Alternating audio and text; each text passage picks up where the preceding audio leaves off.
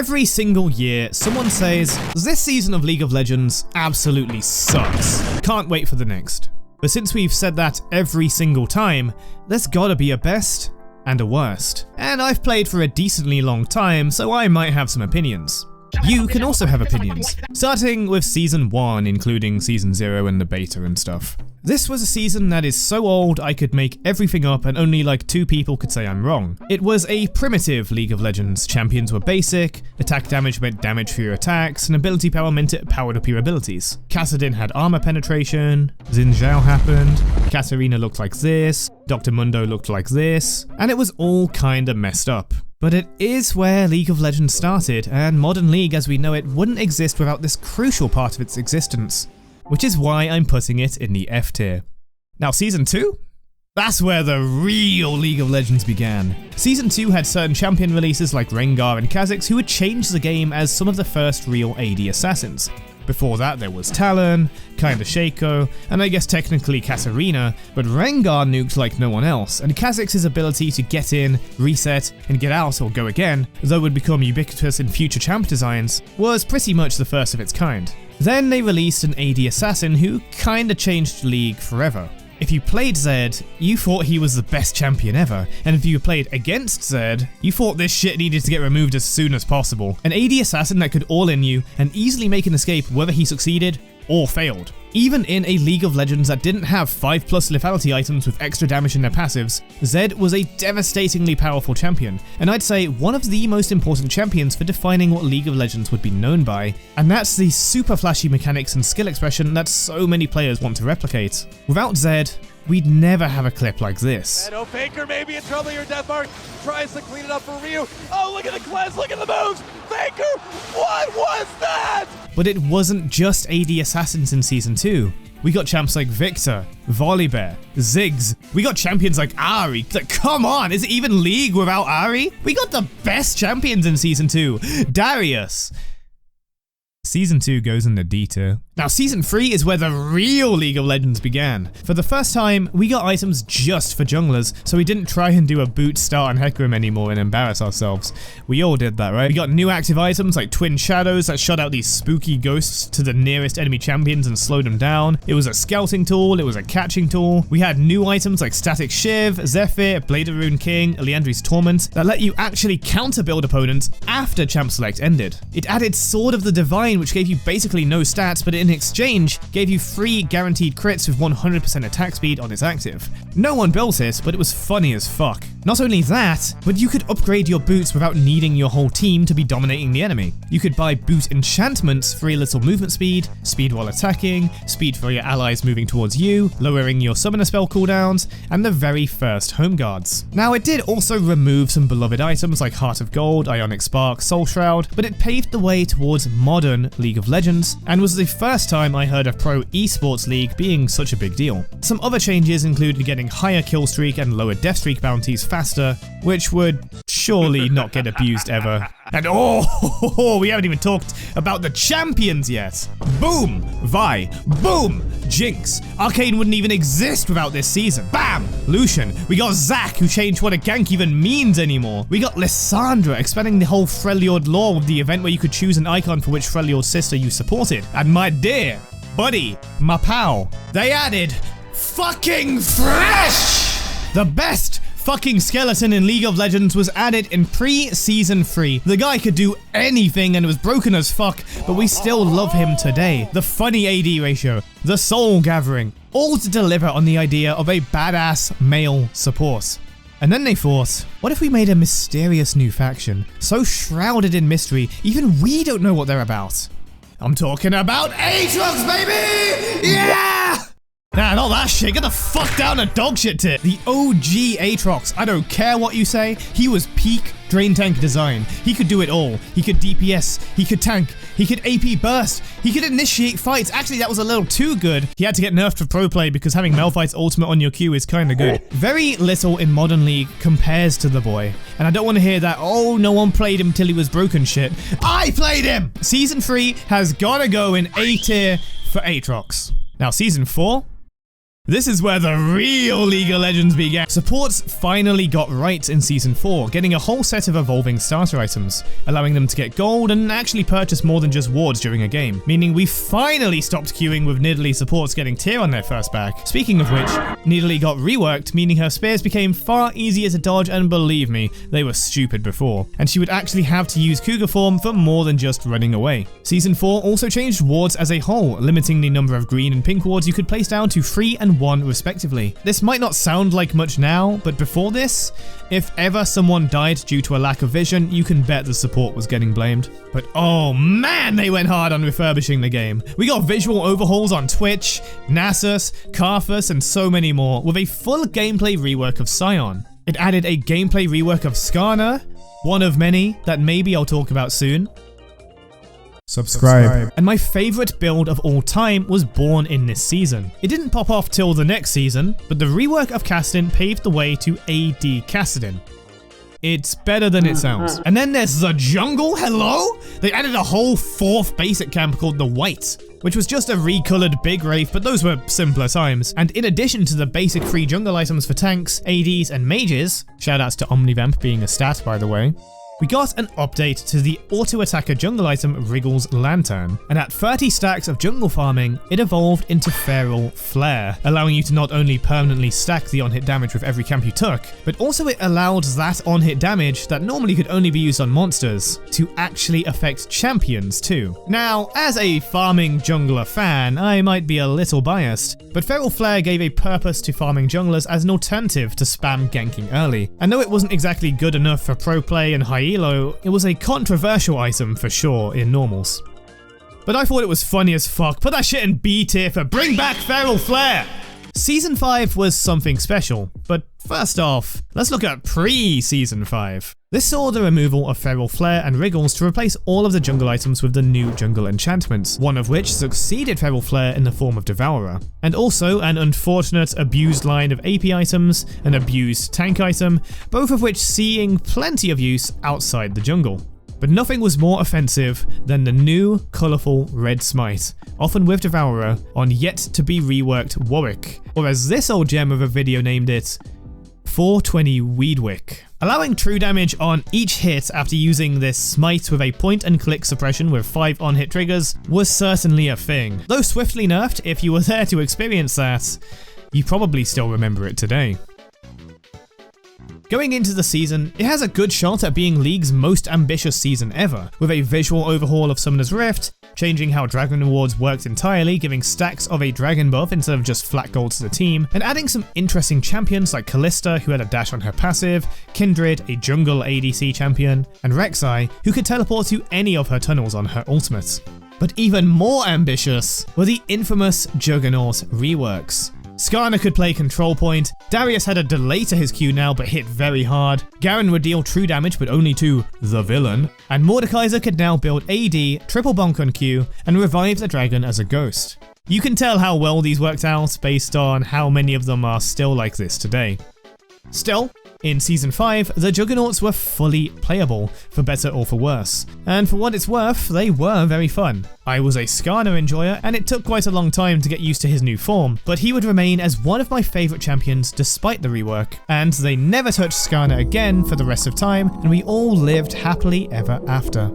As mentioned, Cinderhulk and its percentage-based health increase and Sunfire passive would get abused in top lane, along with the Red Smite giving extra dueling power for that island of a place. And of course, the jungle item Runeglaive, which replaced Magus in 5.12, would be used by everyone's favourite jungler, Ezreal mid.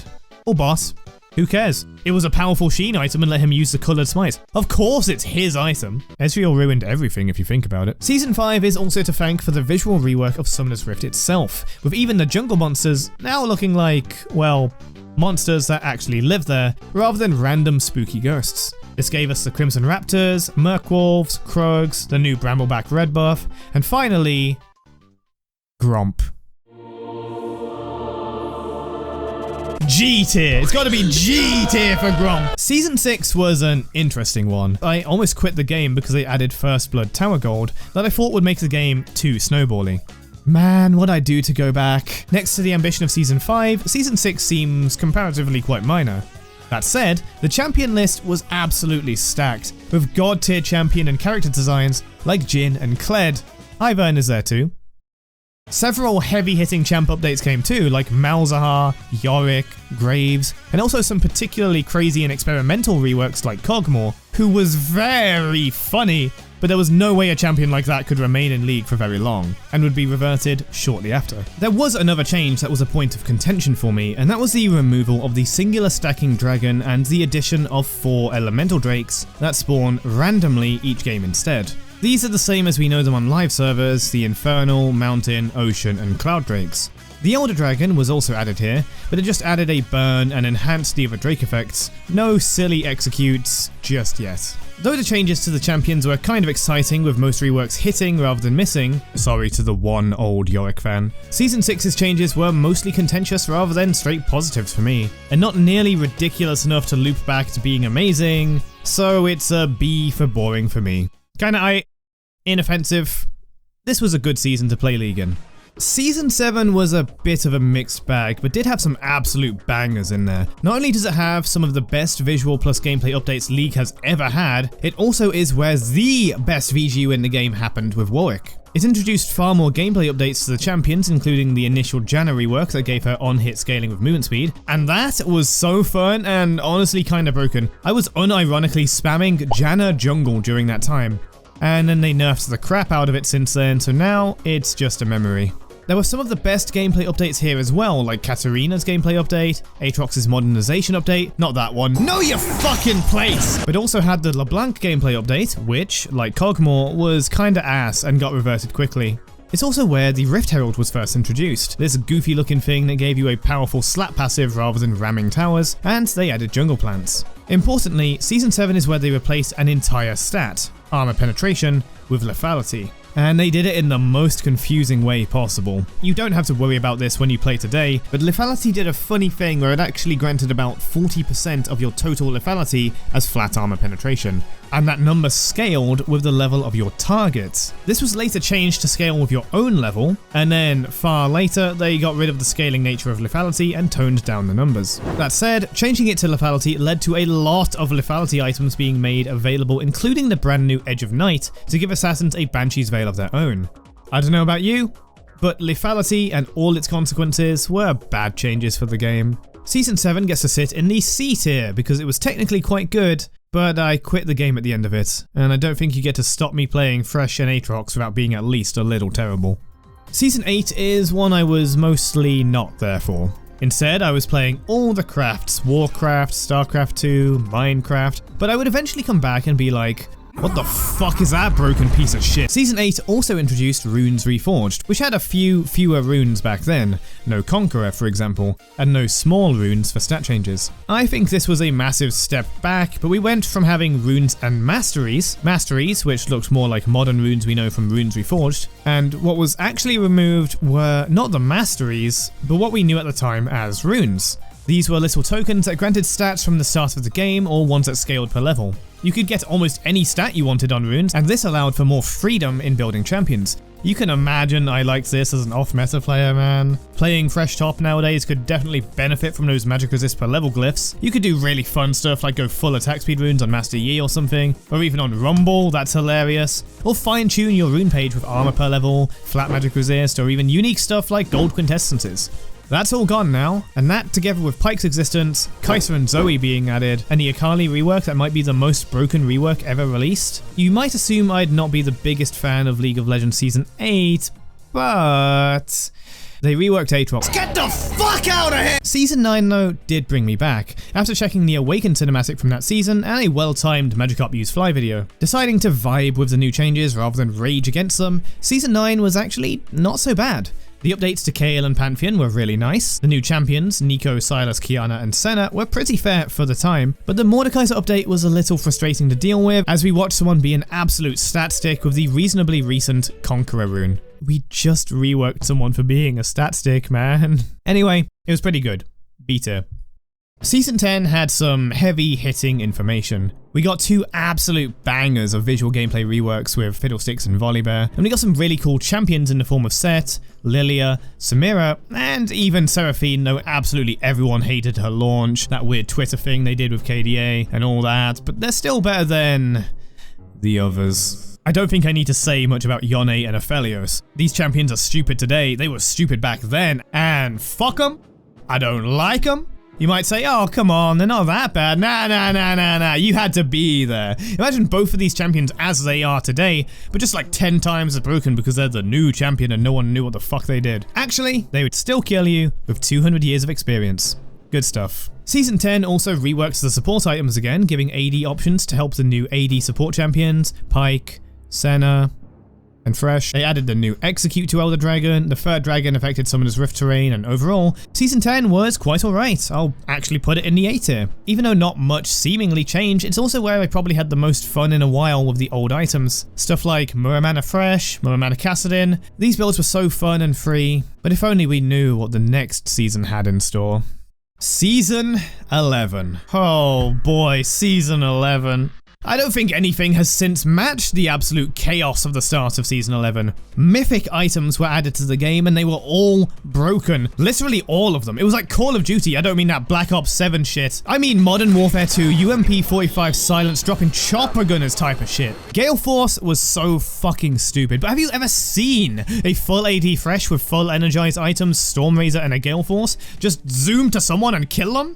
Actually, the funniest shit. Gale Force hooks were a thing as well, but Misfortune being able to glitch her ult with Gale Force got that nerfed, so that sucks. That said, the damage mythics weren't what was actually broken though, funny as they were. Actually, the real damage mythics were the tank mythics. Sunfire Aegis was the most disgustingly broken shit that ever happened, and basically everyone could go tank and just sit on the opponent and wait for the other player to burn first. Here's me building Sunfire on Kassadin because I can. Luckily, everything was kind of broken, so we all had fun somehow with whatever the fuck we were building. When the honeymoon phase was over, however, and we all just built tank mythics or Immortal Shield Bow if we were an ADC, the frustration would creep back in. Liandry's Torment became Liandry's Anguish as a mythic item, making it a high AP, mana item building out of Lost Chapter with percentage max HP damage that scaled with AP instead of a set percentage current HP burn. This was fucking insane and so frustrating to deal with on dot champs like Brand and Lilia. It did keep the tanks in check, but the full counter of just that plus Void Staff to your huge Giga Chad tank felt so horrid. Other item reworks included the tier items, no longer a 750 gold item. Tier could be built from the beginning of the game now, stacking up to 350 instead of 750 mana.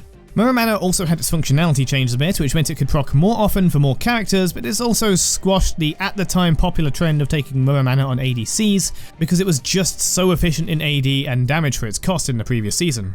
This, plus the rigidness of the majority of champions having to buy their mythic first, did kill creativity a bit. In addition, they added the Chemtech and Hextech Drakes, and that was fucking stupid. This was also the year where Riot were pushing the story of the Ruined King, Viego, meaning that we got a rather questionable visual novel experience that just kinda sucked. But back to the gameplay, it was still an absolutely exhilarating time to be playing League of Legends with a lot of funny stuff to be done, so it gets to sit in the A tier. Wait, what's that? News is reporting in, alongside Viego and other stuff, in Season 11, they released a champion named Gwen. G-tier for Gwen, baby, let's go! Season 12 was certainly a season of all time. Remember how I said the Chemtech Drake was stupid? Well, Season 12 didn't actually do many things, but it did remove the Chemtech Drake. This season introduced Zeri and Renata Glask following the release of the first season of Arcane, and if we were judging Season 12 based on Arcane Season 1, then it would get top marks, but this is the page of changes for Season 12. It's basically Season 11, but without the Chemdrakes. Big plus. But they released Zeri, and she was broken. Big minus. But then they buffed Fresh's soul scalings. Put it in S tier, baby! Season 13 added back in the Chemtech Drake, but made it significantly less stupid than it was to be in Season 11. There were only 4 champs released, but they were actually quite inoffensive. Briar, Neferi, Milio, and Hui are all mostly fair. Still hate Hui though. Importantly, this was the last season of mythic items. The broken as heck Sunfire Aegis was finally retired as a mythic, turning back into a legendary item with only armor rather than both, and we got new tank items like Jackshow, which meant we still had a problem with tanks, just not nearly as bad as the first Sunfire Aegis. Importantly though, we got a game mode called Arena, which was easily one of the best game modes League has ever made. Also, excuse me? Were those AP fresh buffs S tier, baby? Season 14 decided to take the drastic turn of removing all the mythic items and replacing them with lesser legendary alternatives, or just converting them entirely. Liandry's Anguish returned to being a health and AP item with no ratio, and items like Duskblade were removed and given the closest living relative of Opportunity. We also finally had armor penetration stop being stupid with that weird scaling thing on Lethality, and now Lethality is 1-to-1 with armor pen. No more confusion. Season 14 added the Void Grubs, hoping to give the top side of the map anything to do at all. Arena would come back again, now with double the teams and a broken stacking augment that they did quickly get rid of. However, though removing mythics should have made the game feel better and less snowbally, it was just kinda the same game but with fewer actives and unique items, and still didn't feel great in terms of snowballing and stuff. So, to me at least, it felt the same as Season 13, just with fewer cool, broken things to play with. And it just kinda became more boring. Hey, it being so boring helped me go play some other games, so it goes into the U tier for Ultra Kill. Then we arrive to the modern day, and no, I'm not separating Season 15, sorry, Season 2025 into its 3 separate seasons, also because one of them hasn't happened yet. Season 2025 added Feats of Strength, which feels incredibly demoralizing to lose to, so that's never good. They added Swift Play, which should be the best game mode ever. Then of course, Riot immediately gutted it and made the turrets and inhibitors sick of League 2, and now they blow themselves up for fun. It also saw the addition of Arcane, which had 2 forms initially, only one of which we ever saw to be honest. It's a fine objective, but it feels very, very demoralizing to not have it, especially now in the Ionia Rift. That said, it all sounded much worse than it was. When you actually play League of Legends nowadays, you feel like it's actually kind of fun to try and do your part in achieving the Feats of Strength. Helping secure the ever-important Arcane who spawned on the more active side of the map, so it encourages you to go help the team, and of course, getting those petals to give the edge to your team that you need. It's all really encouraging and more fun to play than you would imagine. That said, Season 2025 added Mel Madada so we can slam dunk that shit into the fucking dog shit tier! If you disagree with anything I've said, you are nitpicking and biased. I win. Bye bye.